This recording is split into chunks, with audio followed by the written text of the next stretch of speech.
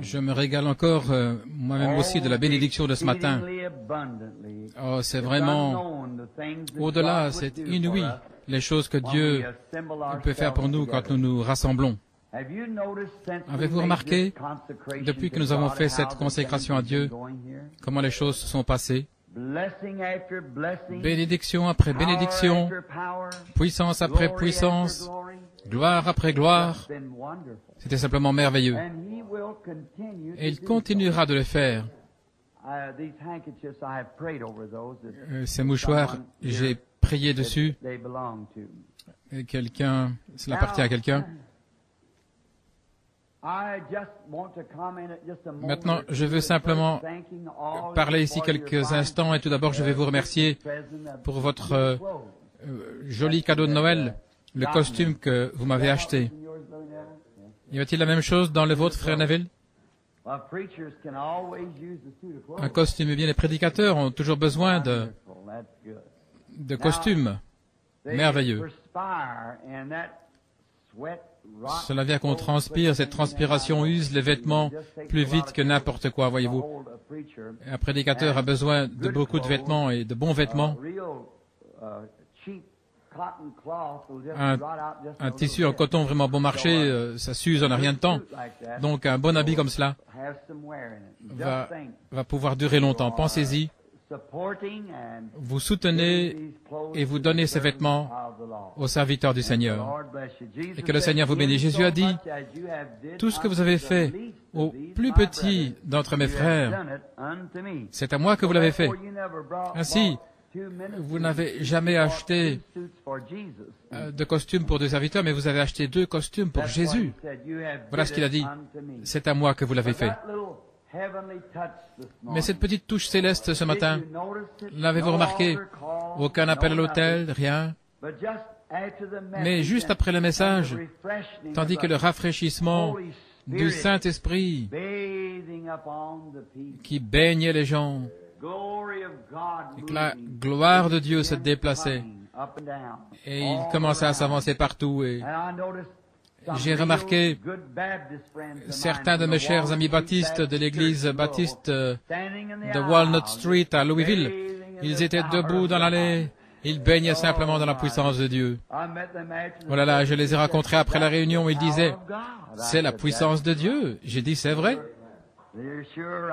Vous avez certainement raison. La puissance de Dieu. Et vous ne pouvez tout simplement pas trouver des mots pour l'exprimer.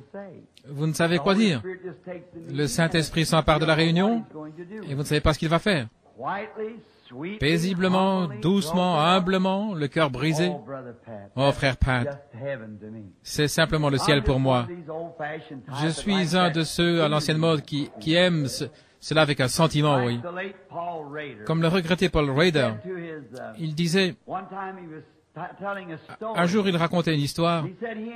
Il disait que lui et sa femme étaient assis à la table et qu'elle voulait aller quelque part ou faire quelque chose. Et il lui répétait sans cesse, ce n'est pas possible. Et il l'a rembrou un petit peu. Et il a regardé, la larme lui coulait sur les joues. Et il lui a dit, il pensait dans son cœur, eh bien, si elle se vexe comme ça si facilement, eh bien tant pis. Et comme bien des hommes, il pliait son journal, il l'a posé sur son assiette. Elle se tenait toujours à la porte et lui disait au revoir en l'embrassant. Et quand il se retrouvait au portail, il lui faisait un petit signe de la main. Et ça suffisait pour la journée, oui, jusqu'à ce qu'il revienne du bureau. Et ce matin, elle était là, près de la porte. Elle était là, la tête baissée. Il lui a fait signe au revoir d'un signe de la main et elle, la même chose. Il a fait signe au revoir. Elle a fait signe au revoir. Et puis il a commencé à faire quelques pas dans la rue. Et il a commencé à penser. Et si quelque chose m'arrivait avant de rentrer à la maison? Ou si quelque chose lui arrivait à elle avant mon retour? Et que Dieu reprenne notre vie.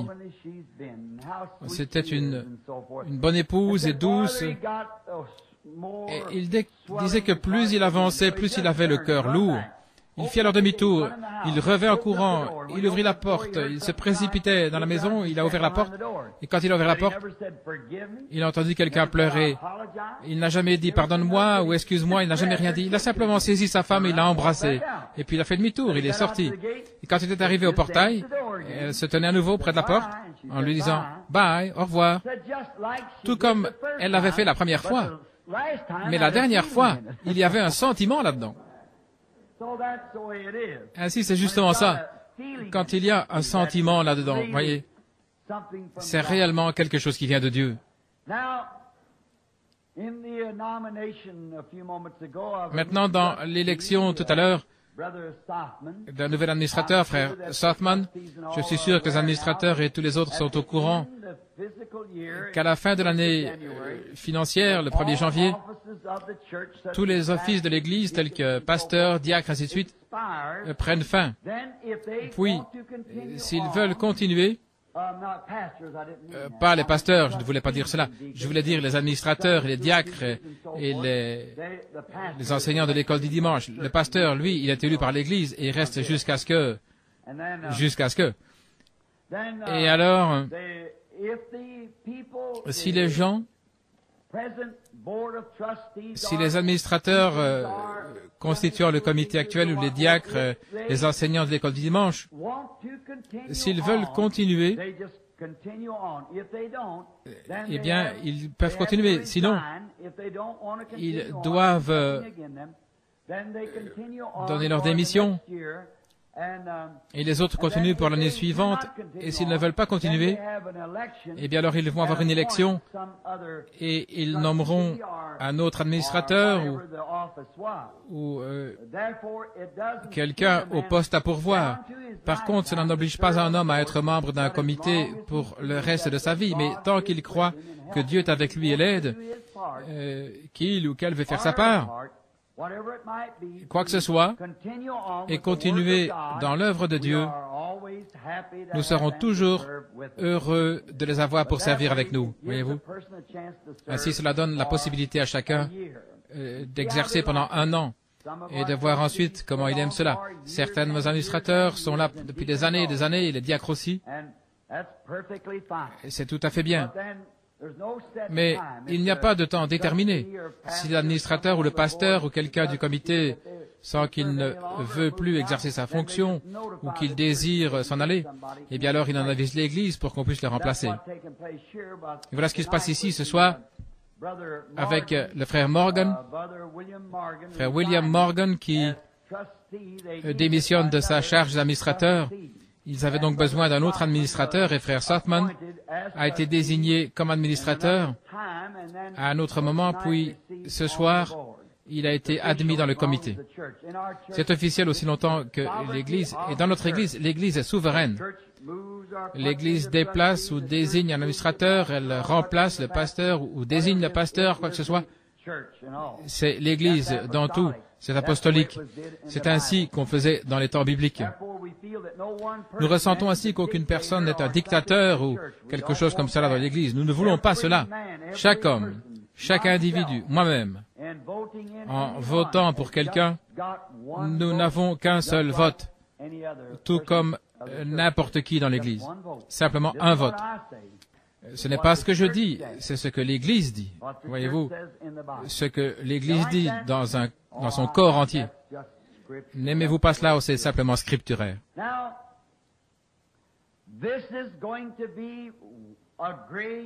Maintenant, ceci va être une semaine importante pour moi.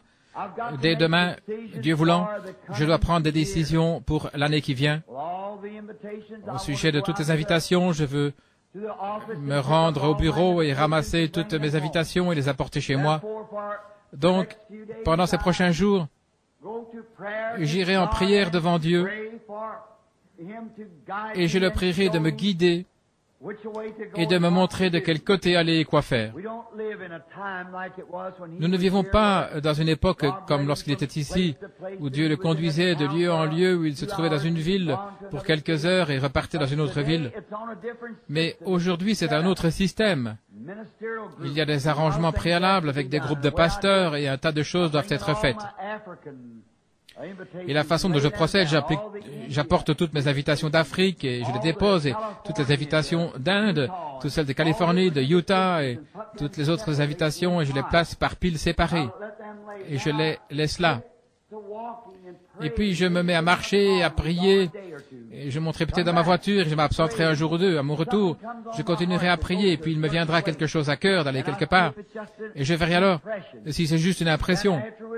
Et puis par la suite, si cela produit en moi une forte impression, je prends la pile où se trouve ce certain endroit, et je retire une lettre d'invitation et je la lis pour voir où ça se trouve. Voici la raison pour laquelle je fais cela. Vous pensez que voyager à bord d'un avion pendant 72 heures, ballotté dans tous les sens, à travers la tempête, si jamais vous avez voyagé outre-mer, vous ne savez pas, parfois vous êtes en haut et parfois cela descend et balance, ça ballotte et ça tangue. Et au-dessus de l'eau pendant 3 jours et 3 nuits. Et ensuite, vous mettez pied à terre dans un pays et le premier à venir à votre rencontre, c'est Satan. Eh bien, le groupe de pasteurs a dit ceci, quelques-uns sont divisés quant au vote et quelques-uns sont pour. Alors peut-être vous diriez, eh bien, peut-être que le Seigneur ne voulait pas que je vienne. Mais quand vous êtes envoyé par Dieu, vous êtes prêt à rencontrer l'ennemi. Vous dites, je pose ici mon pied dans le nom du Seigneur Jésus-Christ. Je viens au nom du Seigneur Jésus. Et je resterai ici jusqu'à ce que son œuvre soit accomplie. Alors vous êtes prêt à affronter ses forces. Ainsi vous m'aimez, je sais que vous m'aimez, donc priez pour moi cette semaine afin que je puisse prendre les bonnes décisions par inspiration de Dieu. Maintenant, je vais avoir quelques petites réunions. Saute-mouton, pourrait-on dire. Je serai en Floride les 8, 9, 10, et puis à Tifton en Géorgie. À Tifton en Géorgie. Plutôt les 8, 9 et 10 janvier. Je voulais dire ce mois-ci. Puis je dois aller à Glasgow, au Kentucky, ou peut-être Somerset, Kentucky, et puis Campbellsville, Kentucky. Et frère Rogers désirait que je vienne un soir chez lui, et nous n'avions pas pu le faire l'autre fois. Maintenant, priez pour frère Rogers. Nous avons fraternisé aujourd'hui, et en le prenant par la main, je l'ai trouvé mal en point physiquement. Donc, priez pour frère Rogers, qui se trouve ici. Il en a pris beaucoup sur ses épaules là-bas, et cela l'a rendu nerveux. Il a affecté, en ce moment il ne se porte pas bien du tout. Et sa femme non plus. Donc, priez pour ce petit couple. Ce sont de braves enfants de Dieu. Et je lui ai dit, si le Seigneur le voulait, je lui accorderai un soir. Et frère Ruddle, l'une de nos petites églises sœurs ici sur la route 62, un petit garçon timide, il venait ici, il ne pouvait même pas lever la tête. Et il est venu à la maison et je pense que les gens pensaient que c'était vraiment un casse-pied.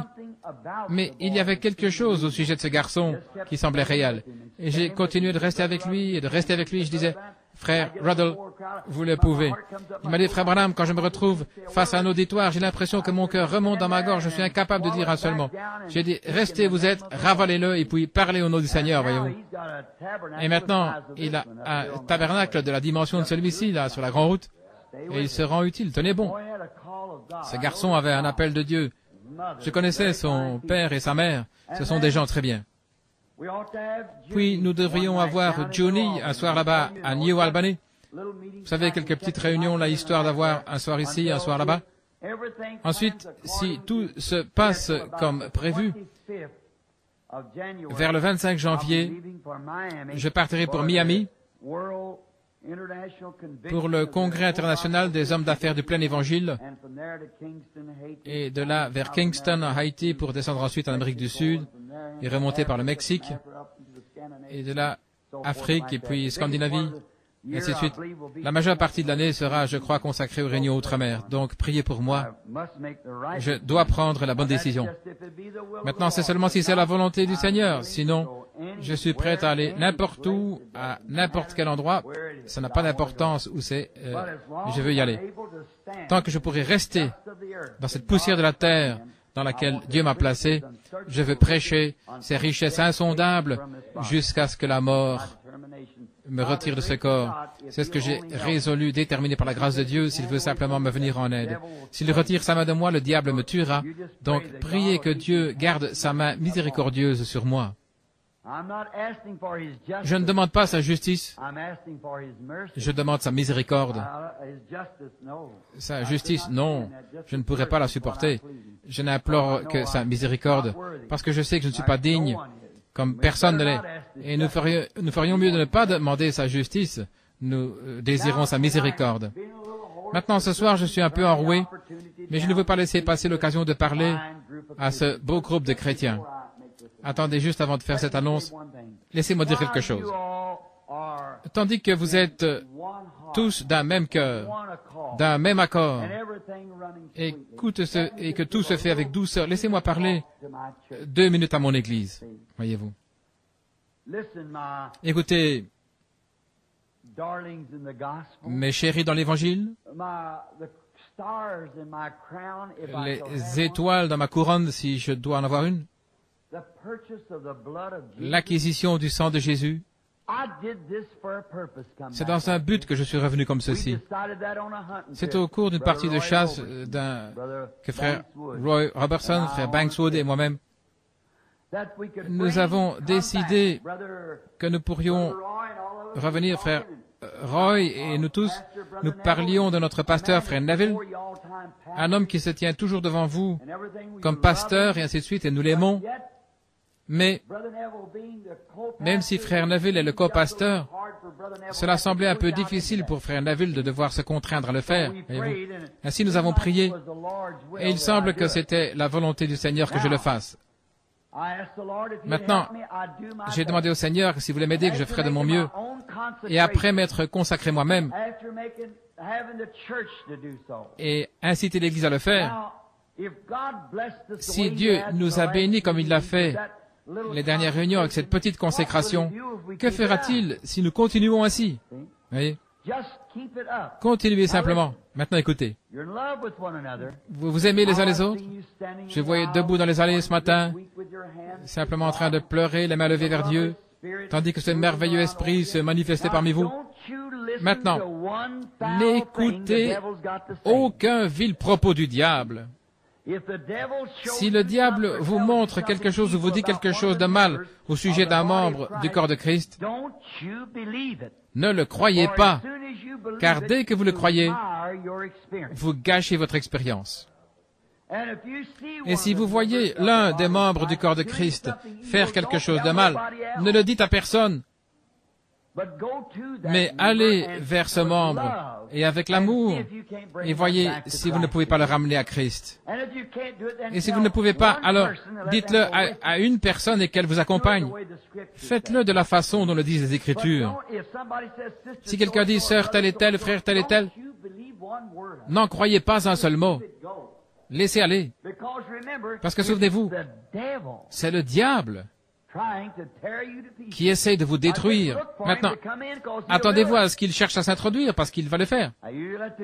Alors laissez le maître de la maison, la foi, se tenir juste là, et ne recevez pas une seule chose. Et ces gens ont été assis dans les lieux célestes avec vous. Vous avez eu communion ensemble autour des bénédictions de Dieu, prenant la communion à la table, et le Saint-Esprit a témoigné qu'ils sont les enfants de Dieu. Soyons donc pleins de douceur, bienveillants, indulgents et aimants. Et si l'autre personne dit du mal de vous, dites quelque chose de gentil à son sujet. Regardez alors comme cela deviendra de plus en plus doux pour vous. Rendez toujours le bien pour le mal, l'amour pour la haine. Et simplement, est-ce que tu te sens mieux, ma chérie, la fillette là derrière? Tant mieux, je suis si reconnaissant. Elle était pliée en deux là, et le Seigneur maintenant l'a relevée et l'a présentée à l'Assemblée. Nous en sommes si reconnaissants. C'est pour cela que j'ai quitté la chaire tout à l'heure. Ils disaient qu'ils avaient prié et prié, et ils ne parvenaient pas à atteindre le Seigneur. Maintenant, ne manquez pas de le faire. Prenez-en l'engagement envers Dieu en disant « Oh Dieu, par ta grâce, c'est ce que je ferai. » Peu importe si quelqu'un dit du mal, répondez par le bien. Ne pensez pas mal. Si en fait vous pensez du mal et vous le dites hypocritement, alors vous avez tort. Continuez simplement à vous consacrer à Dieu jusqu'à ce que vous ayez vraiment un bon sentiment envers cette personne. Voilà la manière de le faire. Et alors votre âme sera simplement inondée par la douceur des bénédictions de Dieu. C'est ainsi que vous vivrez victorieux. Alors rien ne pourra vous nuire. Aussi longtemps que vous avez l'amour. Vous dites, si vous avez les langues, elles cesseront. Si vous avez la sagesse, elle disparaîtra. Les prophéties, elles prendront fin. Mais quand vous avez l'amour, il demeure à jamais. Et n'aimez pas seulement ceux qui vous aiment, mais aimez ceux qui ne vous aiment pas. Car il est facile pour moi d'aimer quelqu'un qui m'aime. Mais essayez d'aimer quelqu'un qui ne vous aime pas. C'est ainsi que vous pouvez tester pour voir si vous êtes chrétien ou pas. Lorsque quelqu'un ne vous aime pas et vous l'aimez malgré tout dans votre cœur. Maintenant, si vous ne faites pas cela, alors continuez à vous cramponner à Dieu. C'est là. Car je sais que c'est la vérité. Amen. Je sais que c'est la vérité. Maintenant, nous allons ouvrir la précieuse parole au livre des Hébreux, chapitre 11, juste pour un court message. Je suis encore un peu enroué, mais j'ai passé un merveilleux après-midi en compagnie des frères et sœurs, et je n'ai pu rentrer qu'un peu avant 6 heures. Et je suis entré en courant dans la chambre, à coucher, et je me suis agenouillé à côté du lit pour prier pendant quelques moments. Je me suis relevé, j'ai pris ma Bible, et je me suis mis à lire. Et puis j'ai vu un magazine qui se trouvait là. C'était écrit en afrikaans. Je ne pouvais pas le lire. Parfois en lisant, un mot va vous frapper. Et ce mot devient vivant pour vous. C'est ainsi qu'un ministre reçoit son message. Vous commencez à lire la Bible. Tout d'abord, quelque chose vous frappe. Et puis quelque chose s'ajoute à cela, quelque chose d'autre s'ajoute. Alors vous soulignez cela, et vous allez à la chair, et Dieu fera le reste. Il prendra soin du reste. Maintenant, parfois vous êtes tellement transporté avec des petites pensées, et alors vous les mettez par écrit. Et parfois dans une réunion, vous devez venir rapidement sur l'estrade. Vous relisez simplement ces petites pensées qui vous ont été... Et peut-être que le Saint-Esprit va les vivifier à nouveau. J'ai fait ça bien des fois. Maintenant, dans Hébreux 11, lisons le premier verset pour commencer, et nous lirons quelques versets. Maintenant, la foi est une ferme assurance des choses qu'on espère, une démonstration de celles qu'on ne voit pas. Pour l'avoir possédé, les anciens ont obtenu un témoignage favorable. C'est par la foi que nous comprenons que le monde a été formé par la parole de Dieu, en sorte que ce qu'on voit n'a pas été fait de choses visibles. Est-ce que ce n'est pas riche? Laissez-moi relire ce verset 3. Écoutez attentivement. C'est par la foi que nous comprenons que le monde a été formé par la parole de Dieu, en sorte que ce qu'on voit n'a pas été fait de choses visibles, la parole de Dieu. C'est par la foi qu'Abel offrit à Dieu un sacrifice plus excellent que celui de Caïn. C'est par elle qu'il fut déclaré juste, Dieu témoignant de son don, et c'est par elle qu'il parle encore, quoique mort. C'est par la foi qu'Enoch fut enlevé pour qu'il ne voie point la mort, et on ne le trouva plus parce que Dieu l'avait enlevé. Car avant son enlèvement, il avait le témoignage d'avoir plu à Dieu. Pendant 500 ans. Mais sans la foi, il est impossible de lui plaire.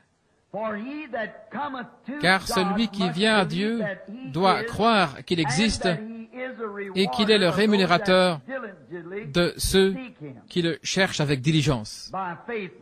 C'est par la foi que Noé est divinement averti des choses qu'on ne voyait pas encore, et saisi d'une crainte respectueuse, construisit une arche pour sauver sa maison. C'est par elle qu'il a condamné le monde et devint héritier de la justice qui est par la foi. Maintenant, prions juste un moment, courbons la tête.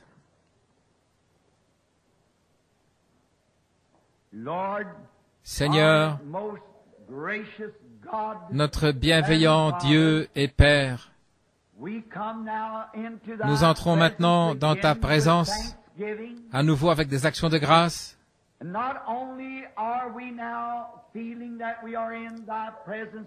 Et non seulement sentons-nous maintenant que nous sommes dans ta présence parce que nous avons incliné la tête pour prier, mais nous croyons que nous sommes constamment dans ta présence. Parce que les yeux de l'Éternel parcourent la terre. Et tu connais toutes choses. Et tu connais les pensées du cœur. C'est pourquoi, Seigneur, la raison pour laquelle nous inclinons la tête, c'est pour t'adresser cette requête, que tu pardonnes toutes nos offenses et transgressions contre toi,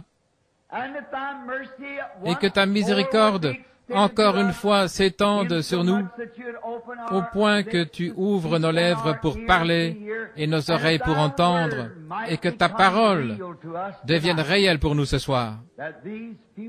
Que ces quelques versets que nous avons choisi de lire puissent être d'un grand secours pour chaque membre de ton corps mystique sur la terre, ton Église spirituelle, l'Église des premiers-nés, cette Église qui a été acquise par le sang de Jésus, qui a été lavée et sanctifiée et qui sera présentée à Dieu ce jour-là, sans tache ni ride. Combien nous te remercions que nous puissions avoir la foi pour croire que nous sommes participants de la bonté de Dieu par la justice et la miséricorde de notre Seigneur Jésus. Nous te prions maintenant de guérir toutes les maladies. Nous te remercions d'avoir touché cette petite fille. Il y a quelques moments, elle était couchée là dans la pièce, se tordant de douleur, et de la voir sortir avec cette petite foi d'enfant et t'accepter ainsi que ta miséricorde. Et nous t'en remercions et te prions de te souvenir de ce bien-aimé de Sœur Baker là-bas au Kentucky et de ceux dont Frère Neville a parlé. Et ô Dieu, de ce camp innombrable de malades partout. Et spécialement, Seigneur, ceux qui ne sont pas sauvés et qui ne te connaissent pas, s'ils mourraient dans leurs péchés, ils ne pourraient pas venir là où tu es. Nous te prions de nous accorder le témoignage et la puissance, la hardiesse pour parler la parole et la sagesse pour savoir quand le faire. Et ensuite, parle-nous, Seigneur, quand nous aurons assez parlé, que nous puissions partir et laisser les gens dans l'étonnement, l'émerveillement du glorieux Saint-Esprit de son œuvre. Accorde-le, Seigneur. Exauce-nous maintenant, nous te prions dans le nom de Jésus, nous le demandons. Amen.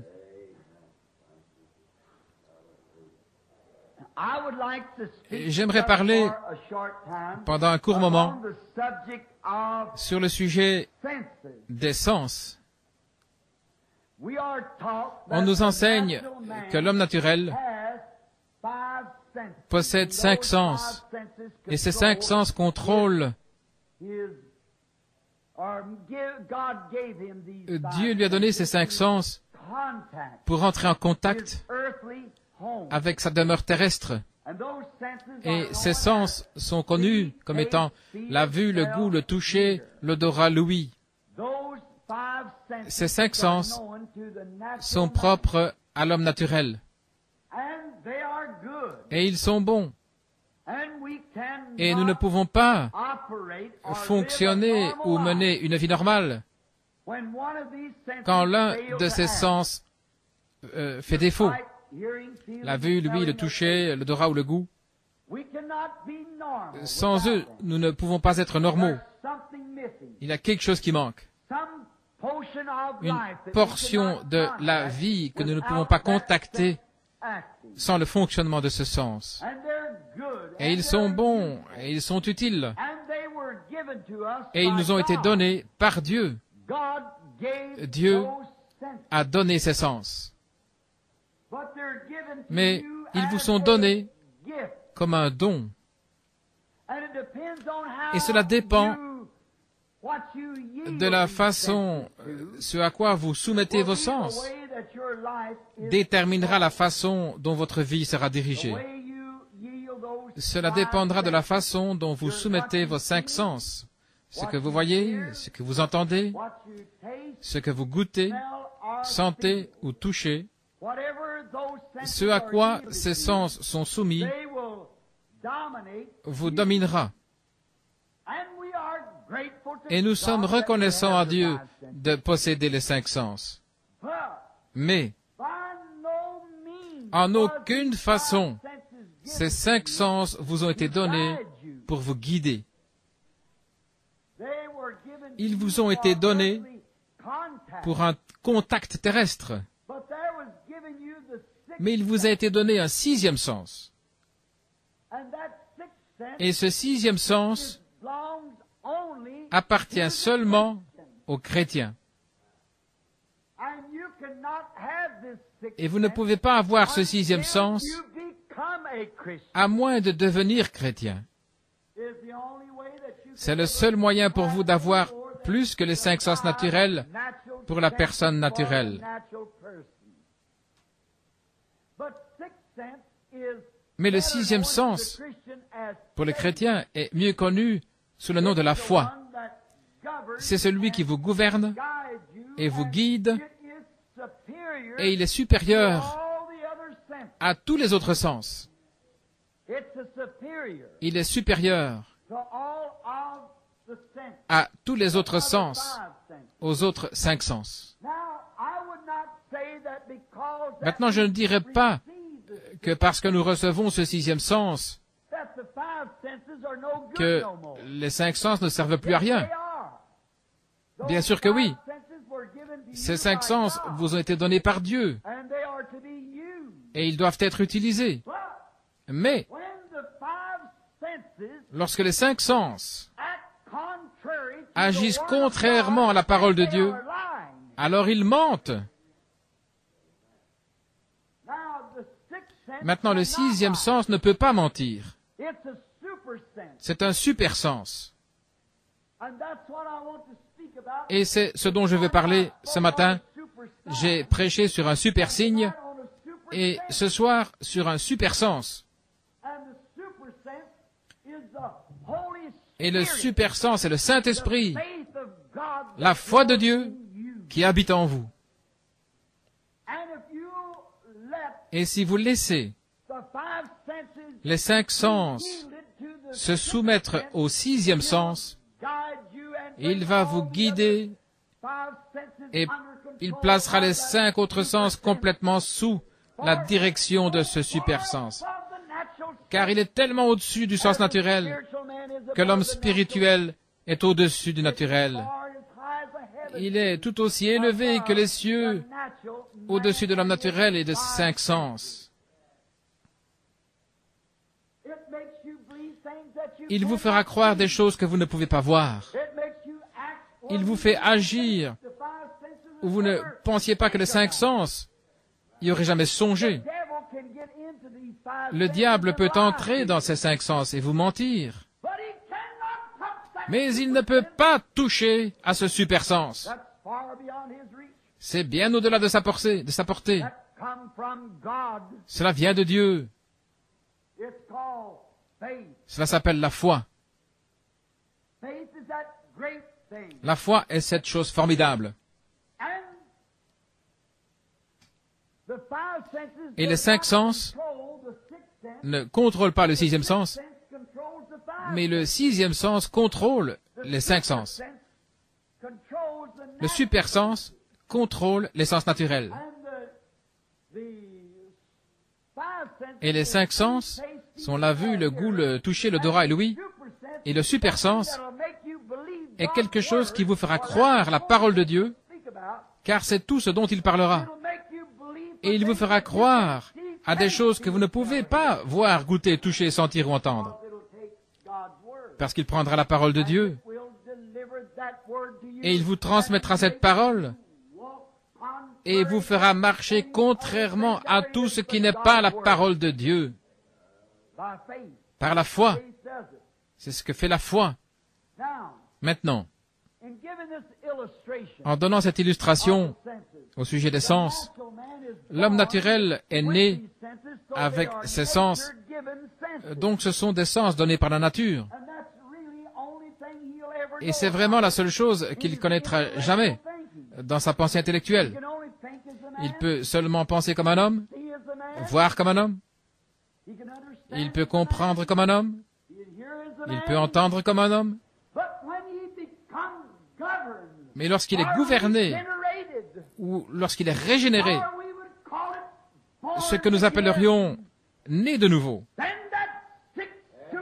alors ce sixième, ce super sens s'empare de lui.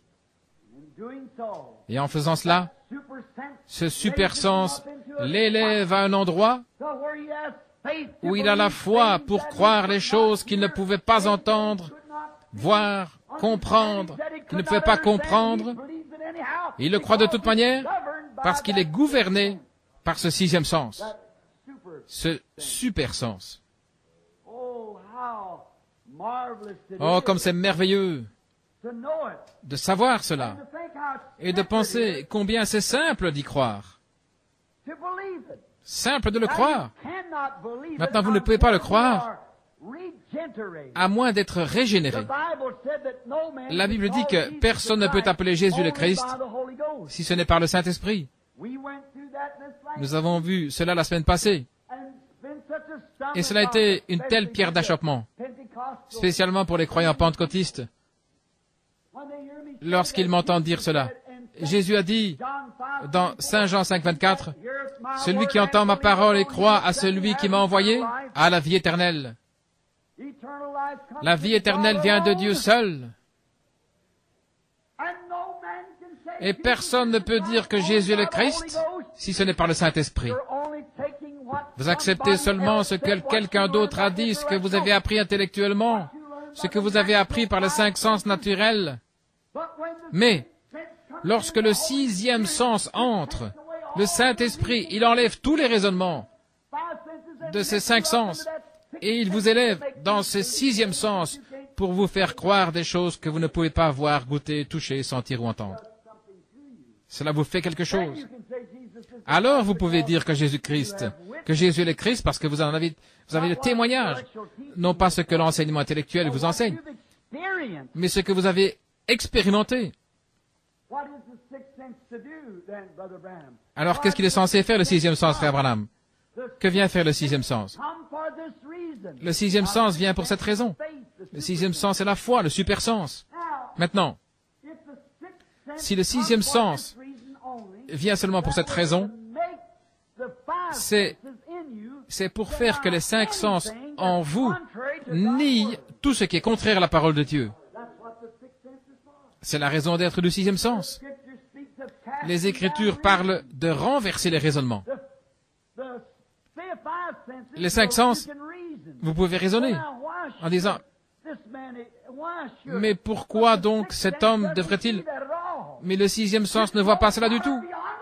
Il est tellement supérieur à cela. Il est tellement plus élevé qu'il lui est totalement impossible de raisonner avec cela.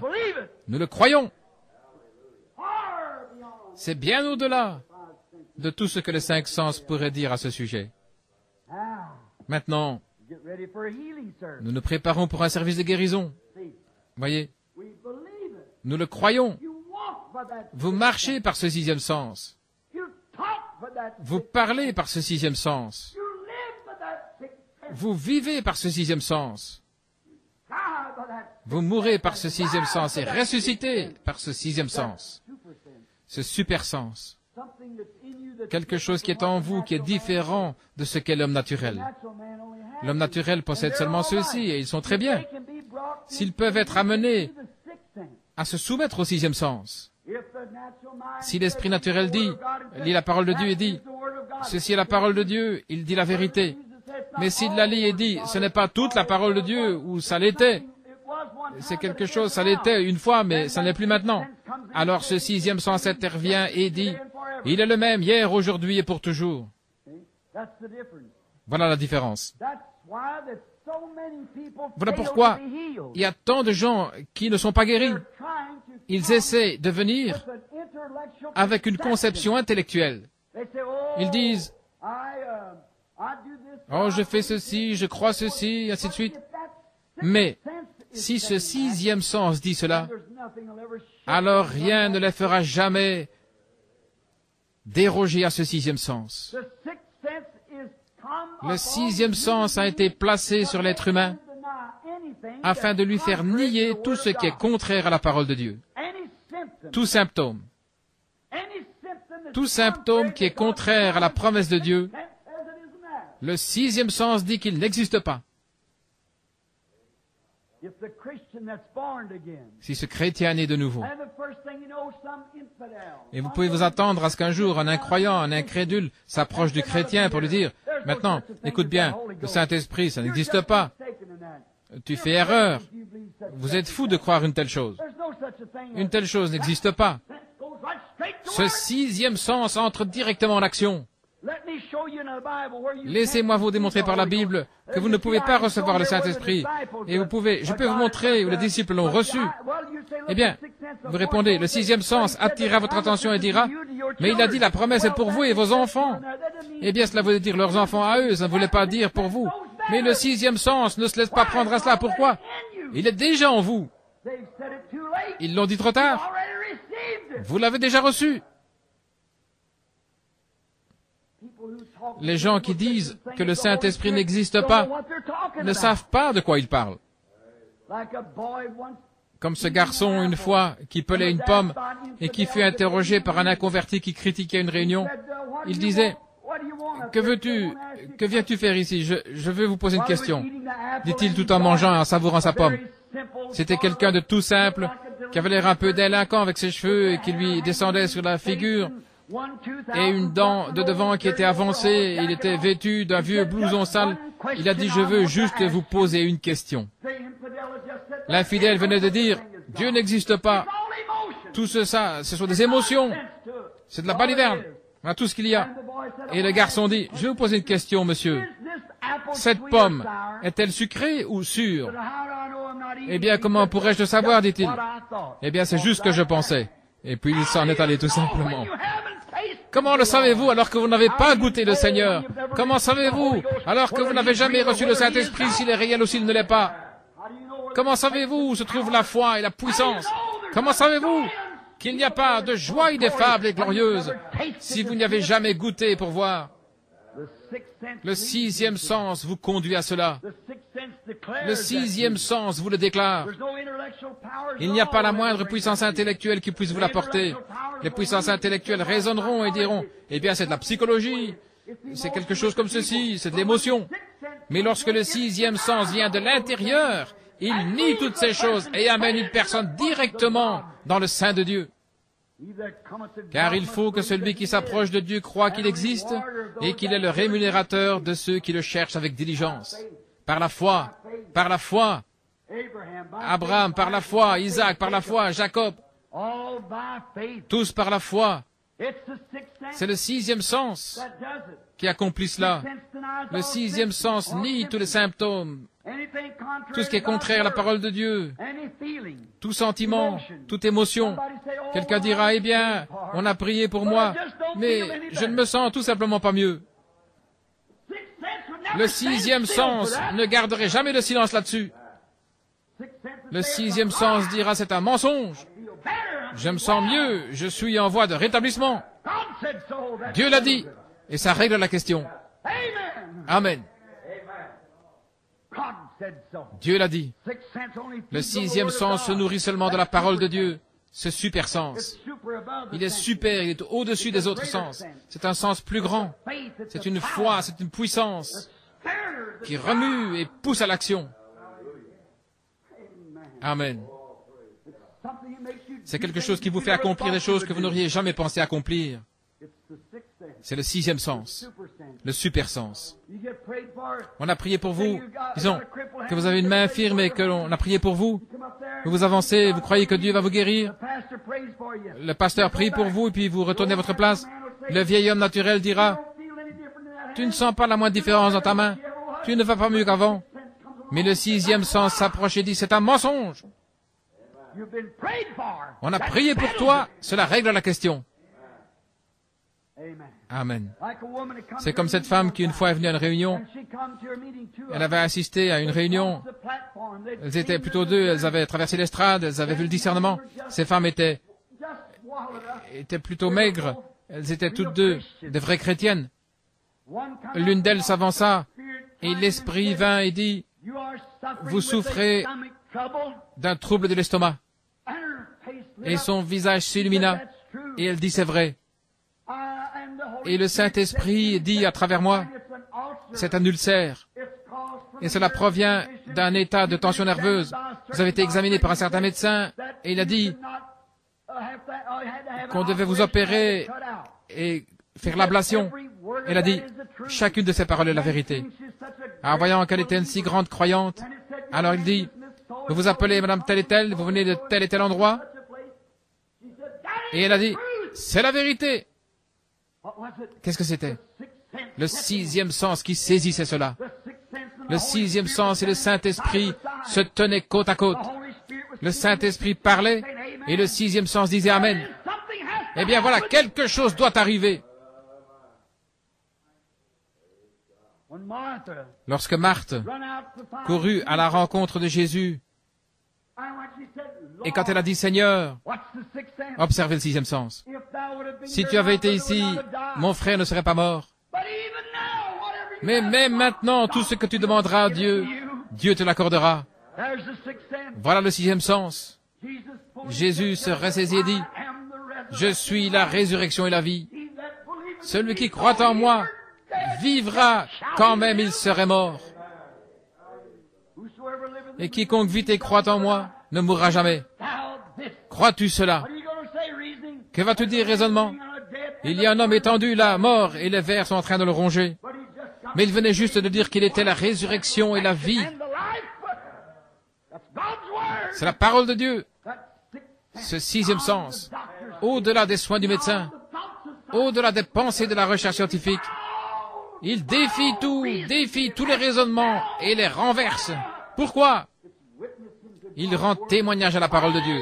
Je suis, non pas je serai où j'étais, je suis maintenant, je suis la résurrection et la vie. Celui qui croit en moi vivra, quand même il serait mort.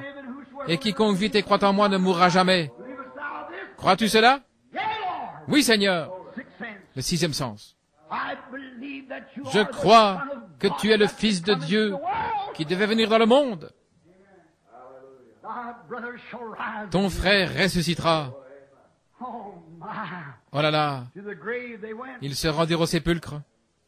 Et là, les deux réunis, quelque chose devait arriver. C'était un super sens avec Dieu qui se trouvait présent. Quelque chose devait avoir lieu. Le sens, le super sens était Dieu. Il y avait quelque chose qui le disait à Marthe. Elle l'avait vu, elle le connaissait. Elle le reconnaissait comme étant le Messie même. Et elle savait que si seulement elle pouvait joindre Jésus, si seulement elle pouvait arriver jusqu'à lui et lui présenter le cas et entendre une seule promesse de sa bouche, c'est tout ce qu'elle désirait. Quand il a dit « Je suis la résurrection, la vie », celui qui croit en moi, quand même il serait mort, c'est tout ce que Marthe voulait entendre. C'est tout ce qu'elle voulait, parce que le sixième sens, le super sens, sa foi, l'a poussé à le confesser, à le croire. Cette femme, lorsqu'elle quitta l'estrade, c'était « Ainsi dit le Seigneur, rentre chez toi et mange, Jésus-Christ te guérit. » Elle rentra chez elle, et ce soir-là, une de ses amies qui habitait dans le voisinage était la troisième ou quatrième derrière elle, et elle avait une grosse tumeur au cou. Et voici qu'elle s'avance, tressaillant de joie pour sa voisine qui allait être guérie de cet ulcère qui lui avait causé tant de soucis. Ceci est un cas parmi des centaines, des milliers. Et cette énorme grosseur dépassait de son cou. Elle s'est avancée, je lui ai dit, personne n'a besoin de discerner ceci. Mais vous vous réjouissez de quelque chose. Vous avez été profondément ému parce que cette femme assise là-bas est une voisine. Le Saint-Esprit, elle pense, comment cet homme a-t-il bien pu savoir cela? Il faut que ce soit quelque chose qui lui révèle. Ainsi, Quand cela fut dit, il dit, vous pensez à votre coup? Oui. Croyez-vous que cela partira? Elle dit, je le crois de tout mon cœur. Et j'ai dit, ainsi dit le Seigneur, rentrez à la maison et vous recevrez votre guérison. L'homme naturel regardait bien et il ne pouvait voir aucun signe. La femme qui avait l'ulcère alla chez elle et essaya de manger. Oh là là, elle faillit mourir. Oh, l'âme naturelle, le sens naturel, la sensation, continuait à déclarer que l'ulcère était bien là. Aussi, au bout d'1 ou 2 semaines, elle allait partout dans le voisinage, vers les siens et à l'église, en témoignant, « Le Seigneur m'a guéri. » Et il lui dit, « Est-ce que tu manges maintenant? » Non, pas vraiment tout ce que je veux, mais dit-elle, « Je suis déjà guérie, car par ses meurtrissures, je suis guérie. » Quoi qu'il en soit, elle était guérie de toute manière. Un matin, après le départ des enfants à l'école, elle eut très faim. Elle se tenait debout près de la fenêtre en lavant la vaisselle. Elle est venue à la réunion, à une autre réunion environ 1 année plus tard. Donc elle lavait la vaisselle. Et tout à coup, elle ressentit quelque chose d'étrange passer sur elle. Et elle pensa, qu'est-ce que c'était? C'est comme si j'avais voulu crier. Et son mari lui avait dit, « Chérie, cesse de parler de cette guérison, parce que, bien que c'était un chrétien, tu jettes l'opprobre sur la cause. Comment pouvez-vous jeter l'opprobre quand vous témoignez de sa parole? Vous jetez l'opprobre si vous ne témoignez pas d'elle. » Il dit, « Si tu as été guéri, tu as été guéri. » Elle a dit, « Cet homme s'est tenu là et m'a regardé dans les yeux. Et il m'a dit quelle était ma condition et les choses que j'avais faites, qui j'étais et d'où je venais. » Et elle dit, cela faisait à peine 15 minutes que j'étais dans le bâtiment lorsqu'il est venu sur l'estrade. Comment au monde cet homme aurait-il pu savoir cela? Je ne l'ai jamais vu de ma vie. Et il m'a dit, ainsi dit le Seigneur, vous êtes guéri. Et elle dit, je le croirai jusqu'à la mort. Elle dit, je le croirai de toute manière. Donc elle et la sœur qui habitait en dessous de chez elle, son amie, avaient promis à Dieu qu'elle garderait cette foi-là. Et ce matin-là, elle se sentit vraiment bizarre. Et en l'espace de quelques minutes, elle commença à avoir faim. Les enfants avaient laissé des flocons d'avoine dans une assiette, un petit plat.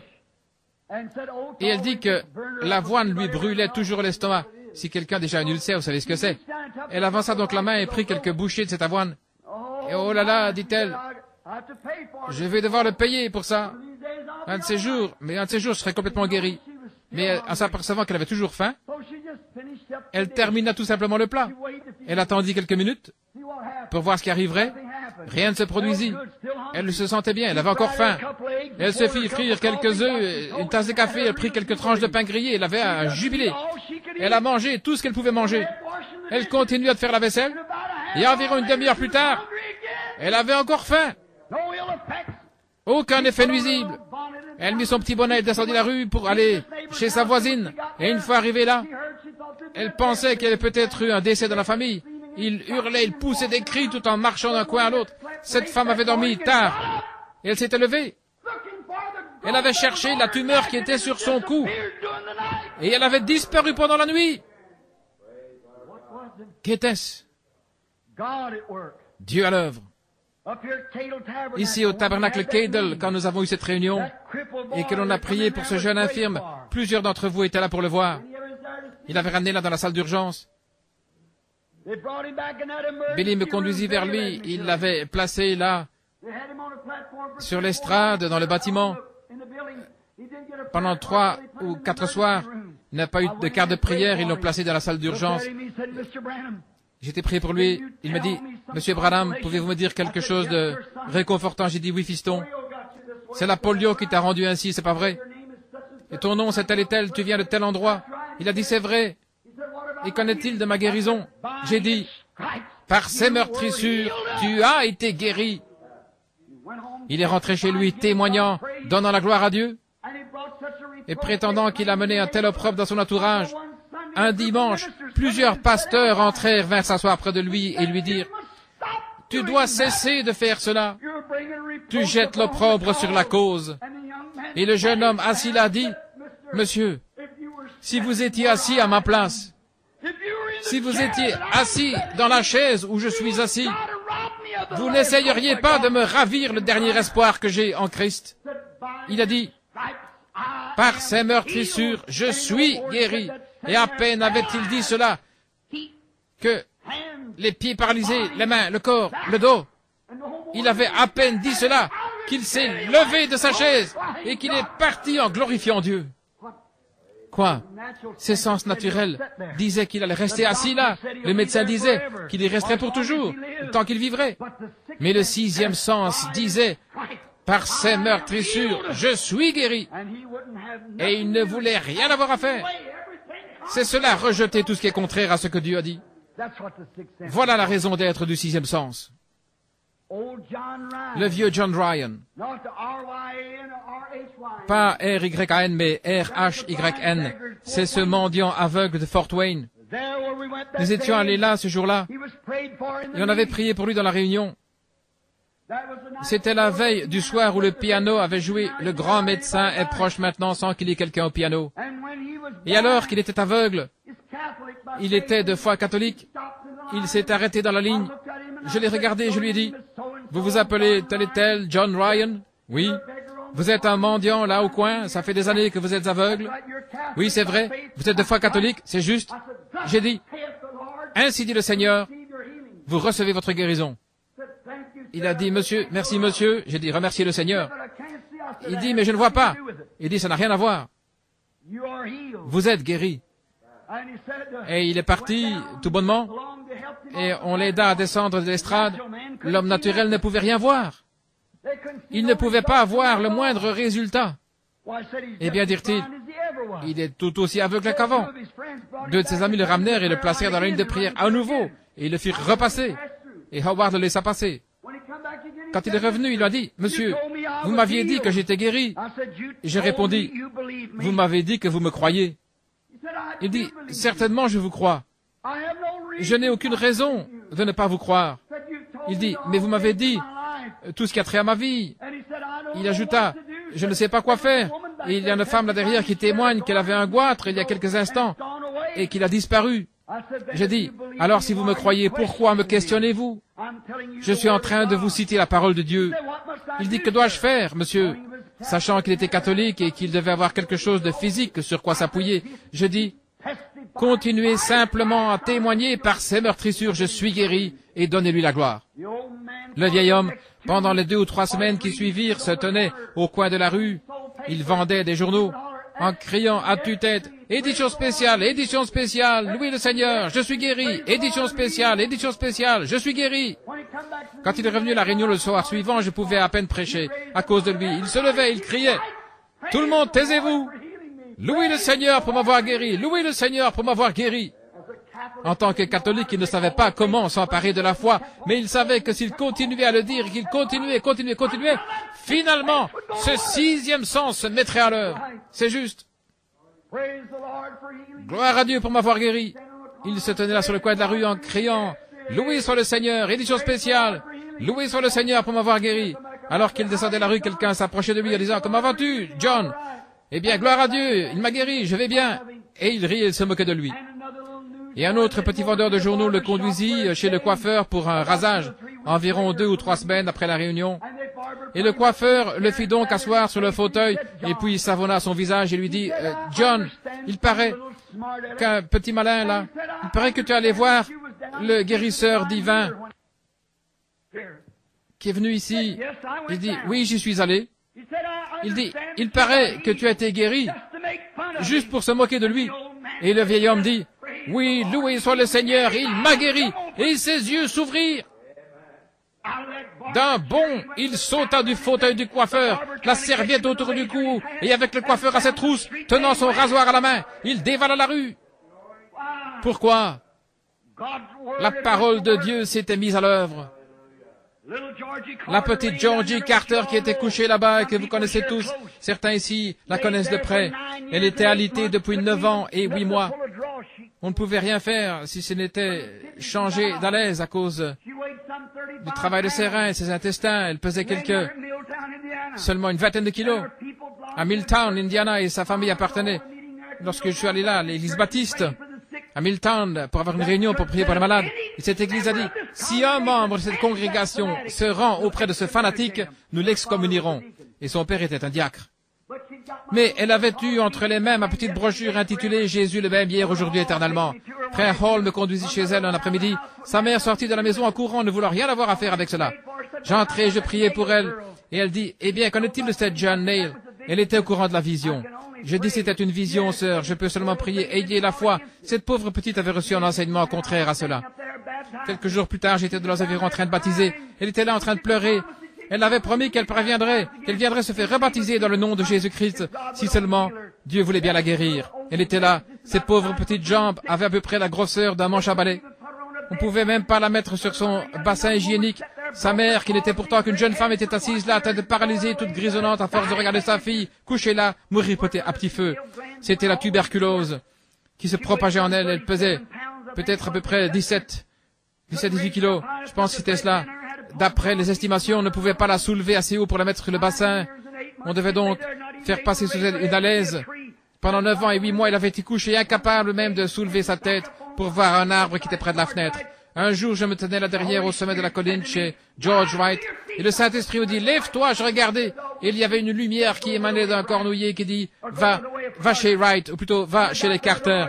Quand je suis arrivé, le Seigneur Jésus, par un signe, avait montré à sa mère que j'arrivais. Je m'approchai de la jeune fille qui était étendue là sur le lit. Si faible qu'elle ne pouvait même pas tenir le crachoir, sa mère devait le tenir pour qu'elle fasse, essayant de cracher dans le crachoir avec la tuberculose. Et je dis, Sœur Georgie, Jésus-Christ, le Fils de Dieu, m'a rencontré dans la nature il y a environ une demi-heure. Il m'a dit de venir ici pour imposer la main sur toi. Ainsi dit le Seigneur, lève-toi. Le 6e sens se mit à l'œuvre.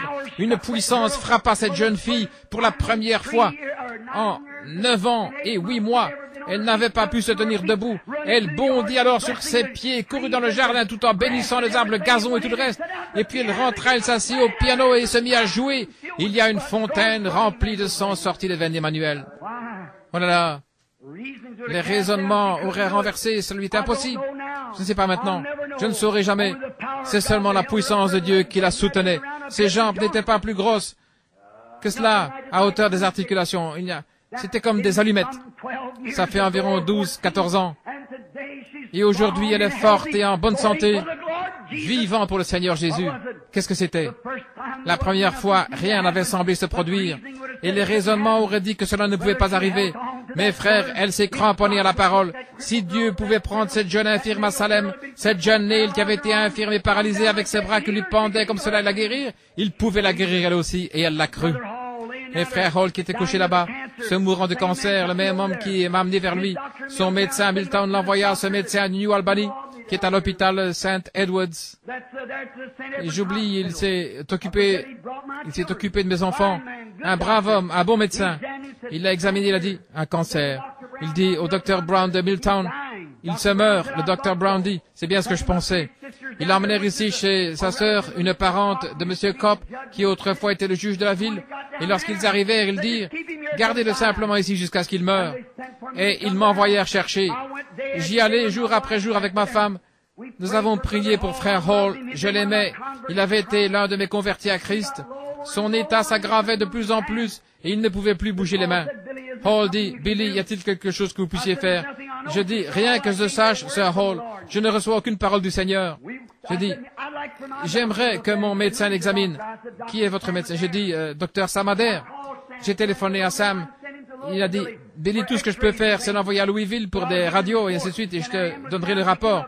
Il l'a envoyé chercher une ambulance, et il revint, Sam m'a téléphoné, il m'a dit, Billy, il a le cancer du foie.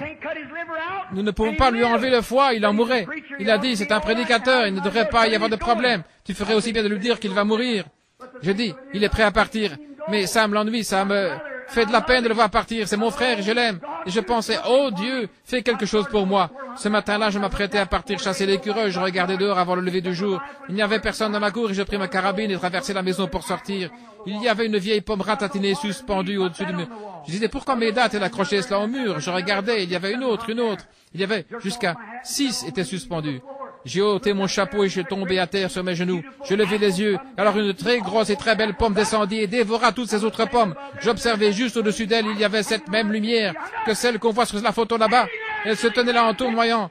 Et elle dit, « Lève-toi, va dire à Monsieur Hall, ainsi dit le Seigneur, il ne mourra pas, mais il vivra. » Je suis allé le lui dire, il n'allait pas mieux, mais il crut et il s'accrocha à cela.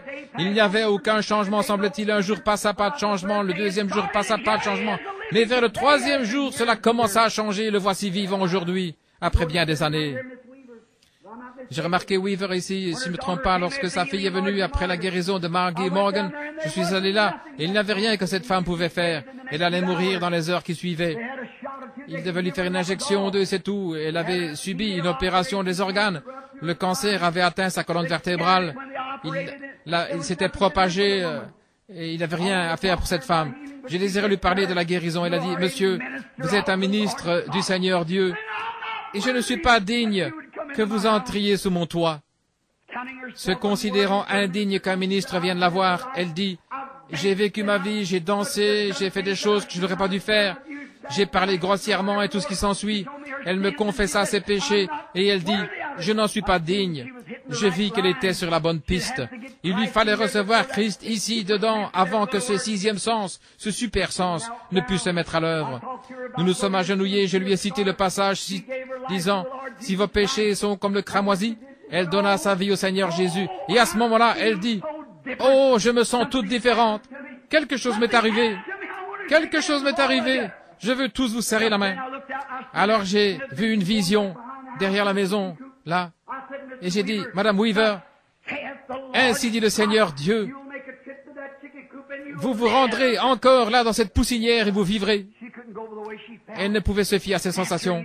Le cancer l'avait dévorée. Elle ne pouvait s'appuyer sur ce que disait le médecin. Elle mourait. Cela fait, je pense, 14 ou 15 ans de cela. Madame Weaver, il y a 14 ans, elle vint au tabernacle en chancelant alors qu'elle était malade.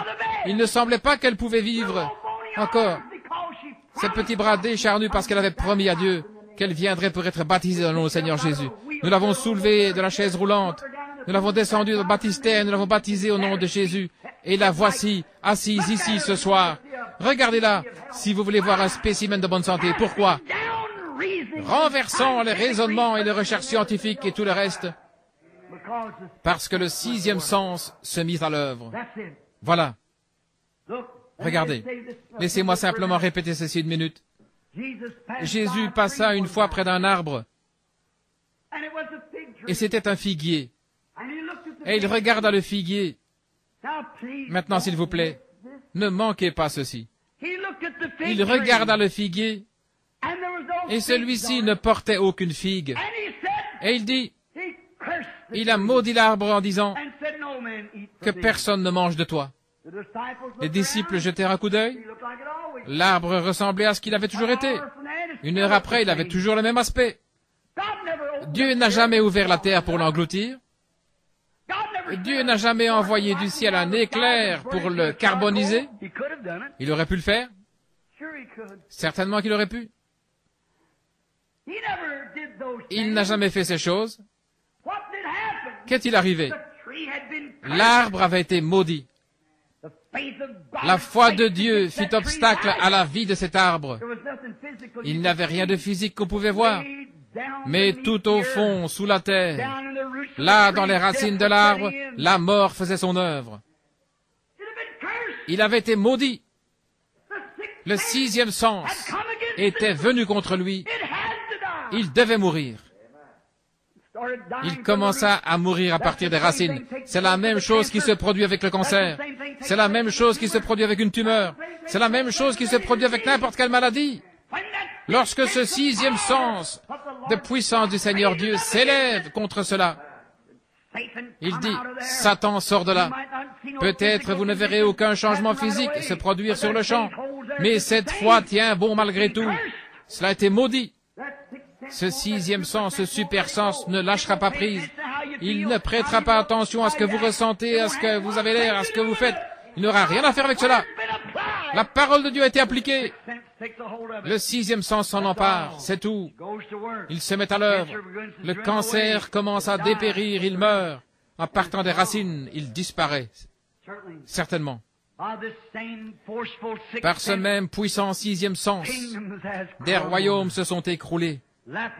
Il a fait tomber les murs les uns sur les autres. Par ce sixième sens, la mer Rouge s'est retirée et une terre sèche fraya un chemin pour les enfants de Dieu pour s'échapper. Par ce même sixième sens, Samson défia 1 millier de Philistins armés d'armures et de lances. Il n'avait aucun moyen de se défendre si ce n'est avec la mâchoire d'une mule.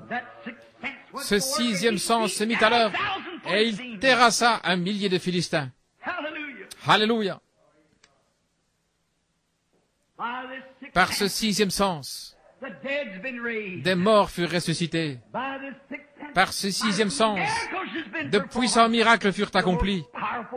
Ce super sens, appelé le sixième sens, est la force la plus puissante qui ait jamais atteint la terre. Ça n'a rien à voir avec ceci. Avec ceci ici. Si c'est d'accord, vous allez de l'avant, mais peu importe ce que ceci fait, croyez cela. Voilà où se trouve la puissance. Si vous croyez dans votre cœur, votre cinquième sens, celui de la pensée, se trouve dans votre cerveau. Mais votre sixième sens se trouve dans votre cœur. Vous croyez avec votre cœur. Vous confessez de la bouche. Vous croyez de votre cœur. Oui, monsieur. Ce sixième sens, cette force puissante, écoutez. À cause de ce sixième sens, un prophète fut jeté dans une fosse aux lions. Et à cause de ce sixième sens, les lions n'ont pas pu manger Daniel. Ils ne pouvaient pas s'approcher de lui à cause de ce sixième sens, ce super sens. Par ce même sixième sens, 3 enfants hébreux furent jetés dans une fournaise ardente et ils ont défié les flammes de la fournaise. Ce sixième sens. Tous les raisonnements prouvaient qu'ils seraient brûlés vifs avant d'y arriver. Mais ce sixième sens les garda là 2 ou 3 heures.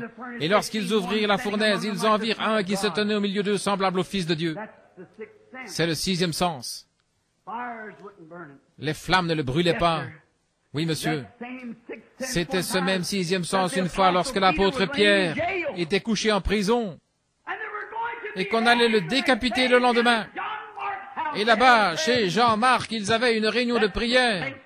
Ce sixième sens commença à s'accumuler autour de cette prison où il avait été entouré de prières. Ce sixième sens se mit à l'œuvre. La colonne de feu vint à la fenêtre, toucha Pierre en lui disant « Allez, sors d'ici !» Le sixième sens. C'était ce sixième sens qui empêcha Paul de se noyer dans cette mer violente quand le petit bateau était plein d'eau. C'était ce sixième sens qui l'empêcha de se noyer, ce super sens. C'était ce sixième sens qui fit que lorsque le serpent lui mordit la main, il le secoua dans le feu. Ce fut ce sixième sens qui fit cela. C'était ce sixième sens qui ressuscita Jésus-Christ d'entre les morts, après qu'il était en terre, parce qu'il croyait la parole de Dieu. Il dit, détruisez ce corps et je le ressusciterai le 3e jour. Car David a dit, je ne permettrai pas que mon sein voie la corruption et je n'abandonnerai pas son âme dans le séjour des morts. C'était ce super sens. Renversez les raisonnements de ces sens. Croyez ce super sens. Le sens de la foi que donne Jésus-Christ. Par ce même sens, Dieu parla lorsqu'il n'y avait rien. Quel est ce sens? Ce super sens est Dieu. La foi de Dieu en vous. La partie de Dieu qui entre en vous et vous donne le super sens. Par ce même super sens, Dieu a formé le monde avec des choses qui n'étaient pas et qui n'étaient pas visibles. Il prononça sa parole et crut sa parole. Et un monde naquit à l'existence. Gloire! le sixième sens, le super sens. Oh Dieu, déverse-le sur moi, donne-le-moi, ainsi qu'à tous ceux qui en ont besoin. Déverse ton sixième sens en moi, Seigneur. Je suis prêt à abandonner ces cinq sens, ma propre connaissance, mes pensées, renversant tous les raisonnements, Seigneur, que ta parole soit vraie et toute parole d'homme un mensonge, que toute parole soit, tout doute soit rejeté et laisse-moi marcher par ce super sens, le sens du Saint-Esprit. Ne voulez-vous pas cela? C'est la chose que nous voulons. Que Dieu vous bénisse, les amis. Voilà ce dont vous avez besoin. Ce super sens réclamera quelque chose. Et il sait qu'il le donnera. Il est persuadé, car il faut que celui qui s'approche de Dieu croie qu'il existe et qu'il est le rémunérateur de ceux qui le cherchent avec diligence. Si le sixième sens dit, Dieu garde sa parole, je me donne à lui, je lui abandonne tout ce que j'ai, mon sens dit que ceci le fera s'accomplir ma foi dans la parole de Dieu, puis appeler toute chose qui lui est contraire comme si elle n'était pas. Abraham rencontra Dieu et Dieu dit, tu vas avoir un bébé de Sarah, lui âgé de 75 ans et elle, 65 ans. Abraham appela tout ce qui n'était pas, tout ce qui est contraire comme si cela n'était pas. Il marcha comme s'il avait vu Dieu et il crut. Il appelait tout ce qui disait qu'il n'allait pas l'avoir, tout raisonnement, toute autre chose. Le docteur peut avoir dit, allons Abraham, tu es trop vieux pour avoir cet enfant. Ça fait aucune différence ce que le docteur disait, ce que son propre esprit disait, quoi que ce soit. Dieu avait raison, il restait avec cela. C'est le sixième sens, le super sens. Oh Dieu, donne-le-moi. Seigneur, laisse-moi en avoir plus pour subvenir aux besoins de son peuple. C'est ma prière. Ce matin, quand cette maman a amené le petit bébé rouquin qui s'était là, les larmes coulant de ses joues, j'ai dit, qu'est-ce qui se passe, sœur? Elle a répondu, frère Branham, il a la leucémie. J'ai senti quelque chose s'élever. Oh, il est un secours qui ne manque jamais au temps de la détresse. Il n'y a pas longtemps, Billy et moi étions en voiture. Des garçons de couleur qui roulaient très vite avaient heurté une voiture sur le côté et fait plusieurs têtes à queue, projetant certains d'entre eux sur le pavé. Un jeune homme resta coincé sous la voiture, son dos bloqué. Les autres garçons sautèrent de la voiture et commencèrent à la soulever. Ils disaient, « Oh, s'il vous plaît, ne faites pas cela, mon dos est brisé. Vous allez me tuer, ne faites pas cela. » Ils disaient, « Oh, nous devons te dégager. Elle est en train de prendre feu. » Il dit, « Ne la remuez pas, vous êtes en train de m'écraser. Vous allez me faire mourir, ne faites pas cela. » Je lui criai, « Mon garçon, es-tu chrétien? » Il dit, « Non, monsieur. » « Tu ferais mieux de prier. » Il a dit, « Oui, monsieur. » Le sixième sens se mit à l'œuvre. Je fis quelques pas en passant derrière la voiture, et je ne saurais jamais ce qui est arrivé avant le jour du jugement, mais tout à coup, la voiture s'est redressée et il fut libéré. Il s'est relevé d'un bond sain et sauf. Qu'est-ce que c'était? Un secours qui ne manque jamais dans la détresse. Un jour, une jeune femme de couleur conduisait sa voiture, une nouvelle Plymouth qui avait environ 650 km au compteur. Elle avait roulé à vive allure, j'ai vu la voiture, son vilebrequin, s'en est allé emboutir l'arbre. Bill et moi nous sommes arrêtés. La chaussée devant nous avait été enneigée et glissante, mais à ce moment-là, elle était sèche, la jeune femme. Le vent soufflait si fort, là-bas au Minnesota, qu'elle avait emporté la voiture. Tu te souviens, Billy?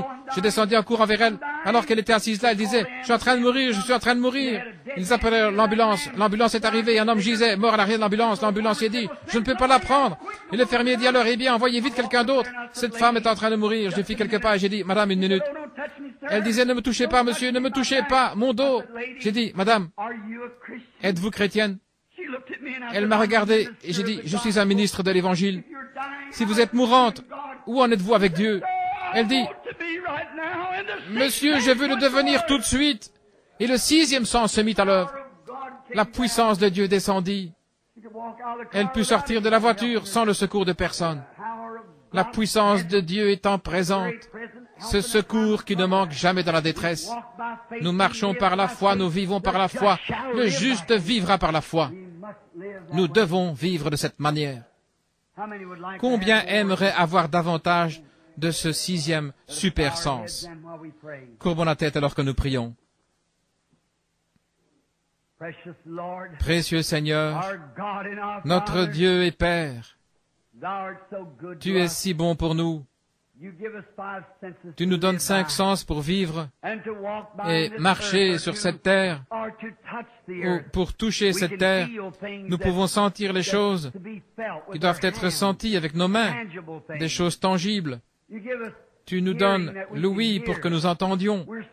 Nous sommes si heureux de cela, de pouvoir entendre la parole de Dieu, et par cela, la foi vient de ce qu'on entend, la parole de Dieu. Nous sommes si reconnaissants pour ces 6 sens, Seigneur. Puissions-nous les conserver tous les jours de notre vie, mais puisse ce super sens, puisse le sens de la foi qui appartient aux croyants, parce qu'il doit l'avoir afin de croire. Seigneur, donne-nous-en davantage. Oh, purifie-le, Seigneur, et éprouve-nous, et remplis-nous de ta bonté et de ta puissance. Que nous puissions marcher tous les jours de notre vie par le 6e sens, par le sens de la foi qui est donné seulement par Jésus-Christ. Ce que nous demandons dans la prière, puissions-nous croire que nous le recevons, et n'ayant aucun doute dans notre cœur, tu as promis que cela s'accomplirait. Quant à ceux qui ont levé la main, Seigneur, je prie pour eux. Ils avaient des besoins, tu sais ce qu'ils étaient. Je te prie de répondre à chacun de ces besoins. Que leurs désirs s'accomplissent. Je le demande au nom de Jésus. Amen.